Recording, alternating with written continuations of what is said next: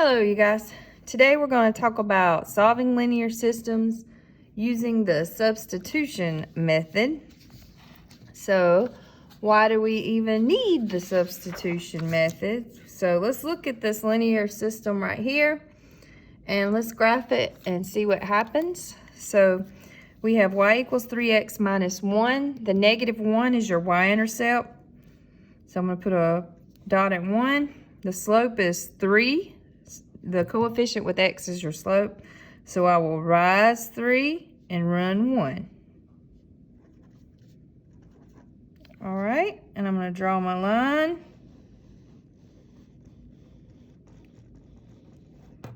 Okay. All right, and that was this one. For the next equation, we have y equals negative x plus 4. So what's the y-intercept? 4. So I'm going to go up to 4 and place my y-intercept. What's the slope of that one? The slope is negative 1. So we'll go down 1 and then 1 to the right.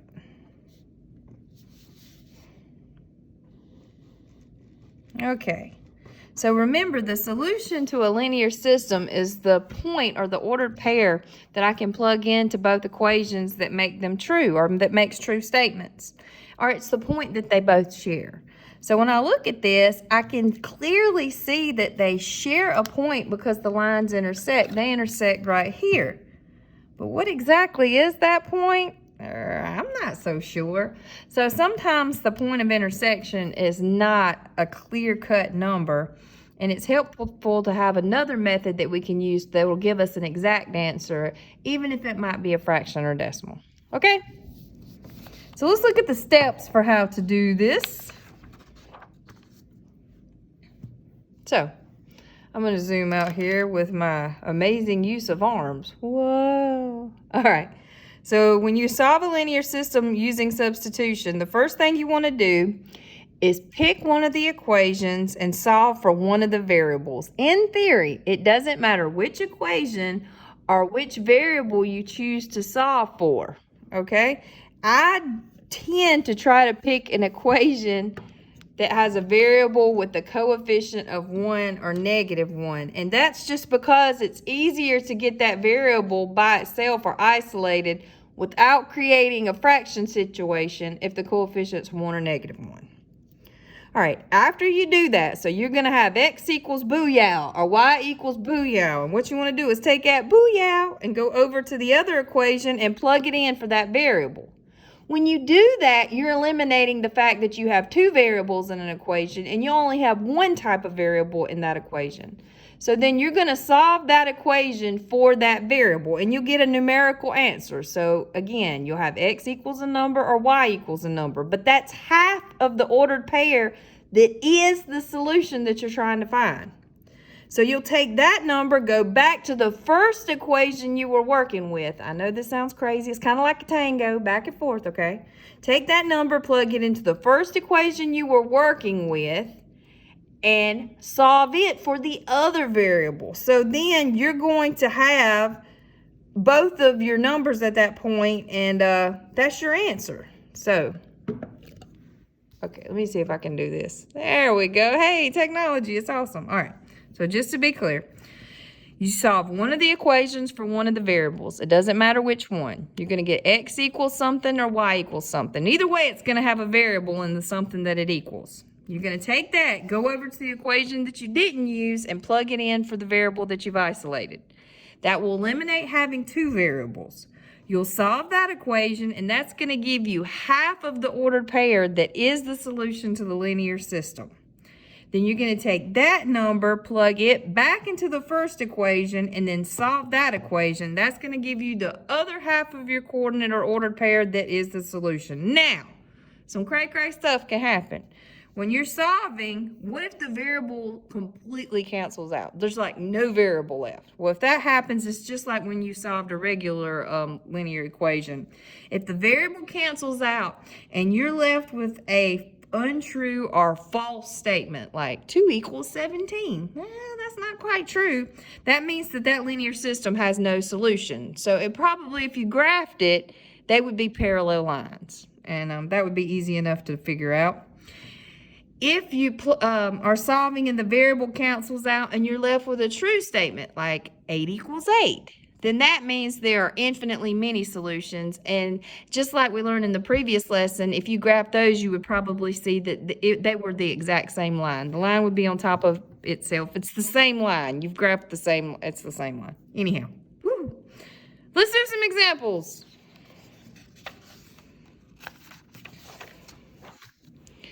While we're talking about different methods, that's what's so cool about solving linear systems. You've got more than one method. You're actually going to pick up a third method. You can solve it with one method and then check it with another method. I mean, that's, you know you got it right or not, right? Okay. When I do substitution method, I like to keep my work neat. So I put one equation on one side, one equation on the other side, and I draw a line in between.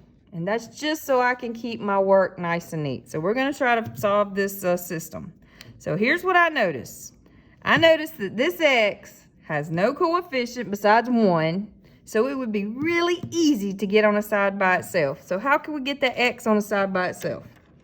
All we got to do is kick that 4y to the other side, right? We're like, dude, get out of here, man. When it goes over to the other side, or to undo addition, that would be subtraction. So now we've got negative 22 minus 4y. And don't worry about slope-intercept form or any of that while you're doing this. Just isolate the variable, okay? So x is equal to all this stuff. Well, since x is equal to this stuff, I can substitute it in for x over here. That's why it's called the substitution method, people.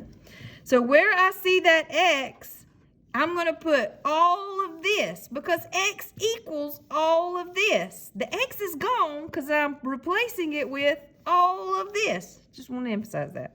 So negative 22 minus 4y. Everything else you bring straight down. Minus 3y equals 12. And then you solve it like old school back in the day, solve an equation. So we will distribute.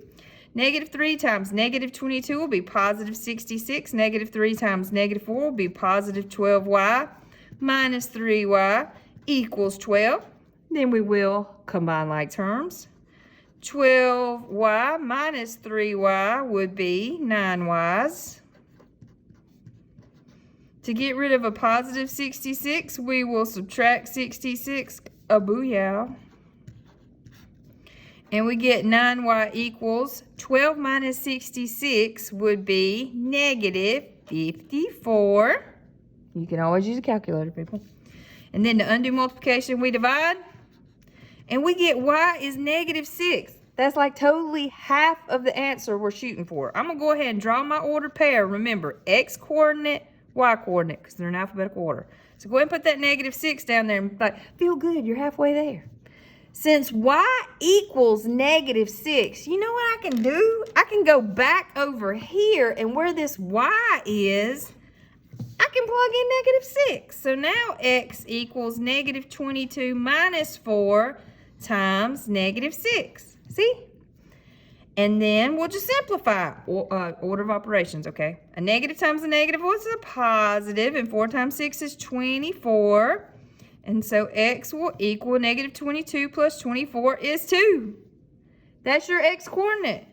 And look, we just solved the linear system using the substitution method. And we substituted. And we substituted again. Substitution method. I'm going to check myself using graphing. And I've mentioned it several times to some of you. I want to show you Desmos. It is awesome sauce. So I've got it. I don't know how much of this I can. Let me zoom out again. I've got it pulled up on my computer.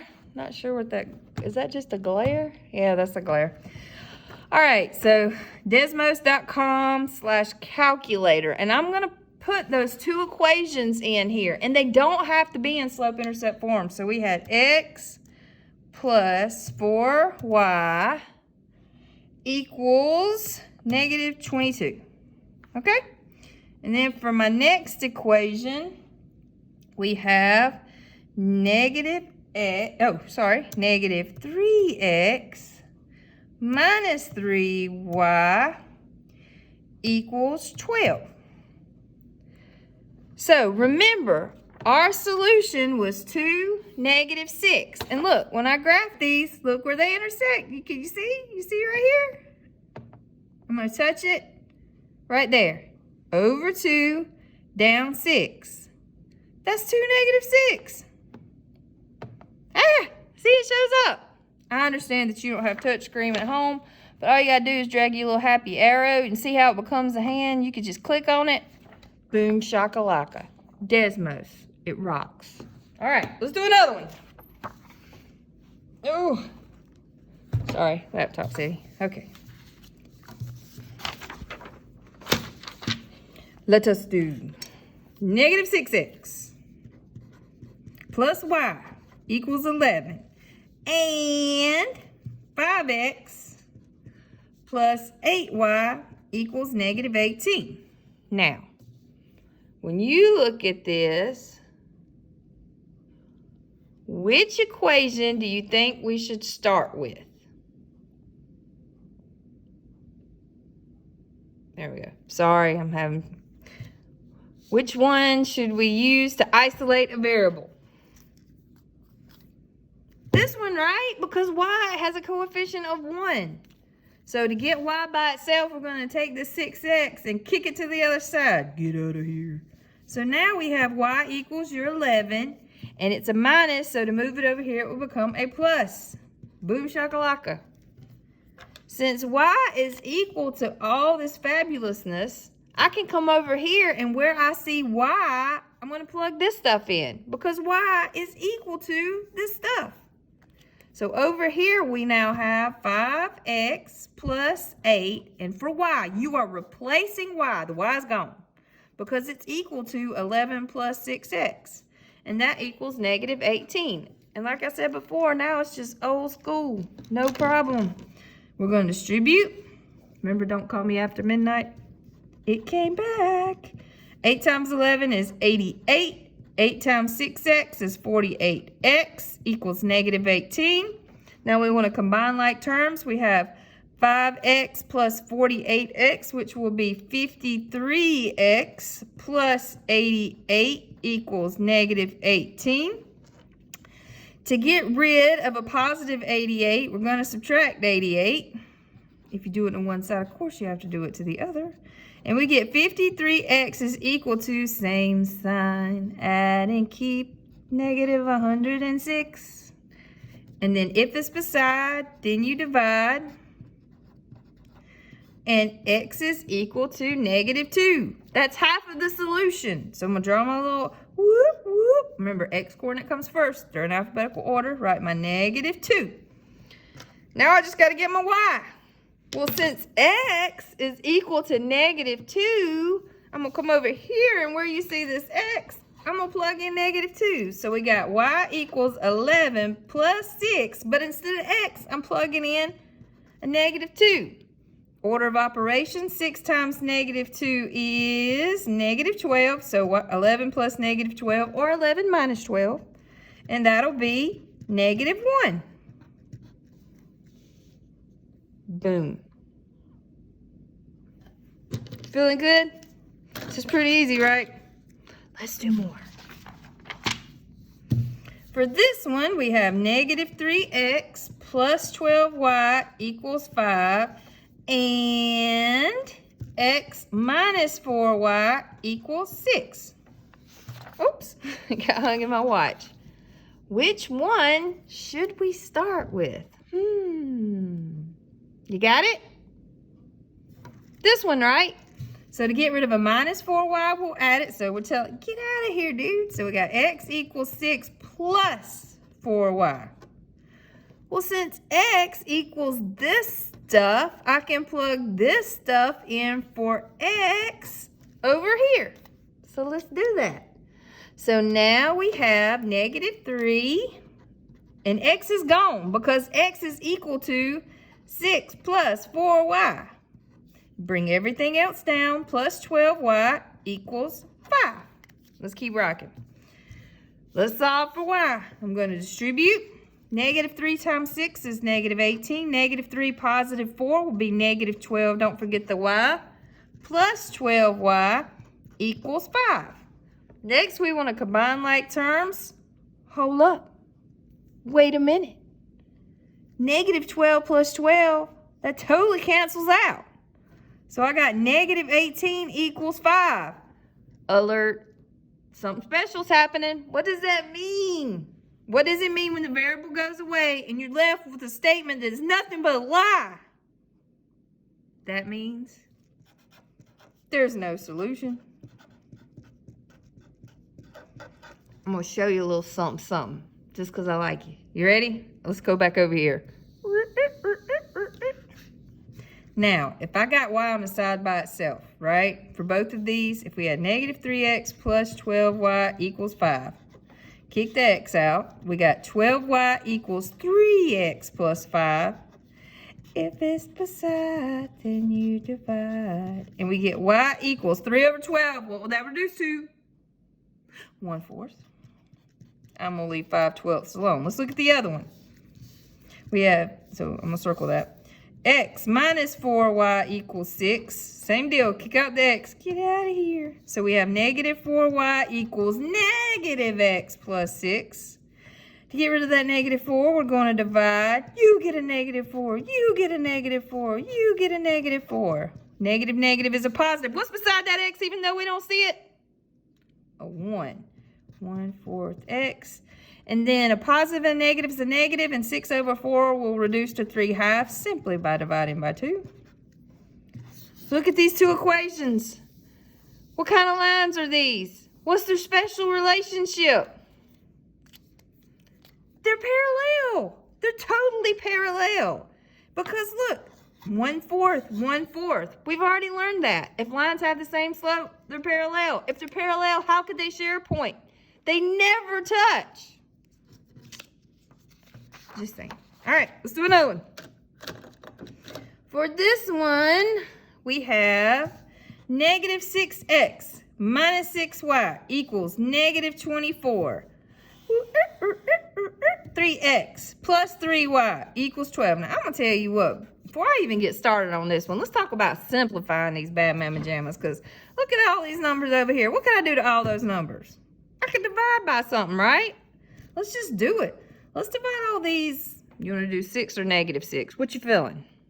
Negative 6? I think that's a good idea too. You are so smart. That'll cancel and we get x. Negative negative is a positive. These 6 cancel, right? So it's just y. And negative 24 divided by negative 6 is 4. How much sweeter does that look? Let's go over it. What can I divide all those by? 3, right? Why am I messing with all this stuff? So cancel, cancel. X plus y equals 12 divided by 3 is 4. What do you notice? These are exactly the same line, right? This is the same as this. So they're the same line. So what does that mean? If I graph them, they're right on top of each other. So how many solutions are there? There are infinitely many solutions. And you guys, if let's say you didn't notice that because maybe you're busy eating Cheetos or something. When you got x by itself, you would move your y. So you would have x equals 4 minus y. So if x equals this stuff, I'm going to come over here and plug it in for x. 4 minus y plus y equals 4. The y's, negative y plus y, ka-chow. And you got 4 equals 4. That's totally true. So you're left with a true statement. The variable went away. Infinitely many solutions. Okay? Let's do everybody's favorite, a word problem. Let's hurry up here. Nora and Lila are reading the same novel for a book club. Nora is on page 128, and she's going to read 8 pages per day. So for Nora, we got y equals 128 plus 8 pages per day. So 8x. X is the number of days. Y is the total number of pages. So x equals days. Y equals total number of pages. Okay? Now, let's look at this other chick. Lila is on page a hondo, and she is reading 12 pages per day, 12x. So it wants to know how many days will it take till they have read the same amount of pages. They'll be on the same page. All right, so how long will it take before they're on the same page? Now, if I'm using the substitution method, this is set up pretty sweet for me because y is already on a side by itself. It equals this stuff. So I'm going to plug this stuff in for y. If y equals this, then I can plug this in for y. So we got 128 plus 8x equals 100 plus 12x. So no distributing, can't combine these, so we got to move over variables. So I'm on minus 8x, 12x's minus 8x's is 4x's. Focus on the side with the variable. We got to kick out that 100. It is positive, so I'm going to subtract. 128 minus 100 is 28. Drop your 4x. To undo multiplication, we divide, and it is 7. So that means after 7 days, they're going to be on the same page. Now, what page are they going to be on? That's pretty easy. You just plug it in. Does it matter which one I plug it into? No, because we just established they're on the same page. So do whatever you are feeling. I'm going to do this one because, well, you know what? I got more room. Change my mind. Let's do this one. So y equals 128 plus 8. And for my days, I'm plugging in 7. So that will be 128 plus 56, which will be 6 and 8 is 14. 184. So they'll be on page 184 on day 7. All right. Hope you have an awesome rest of the day.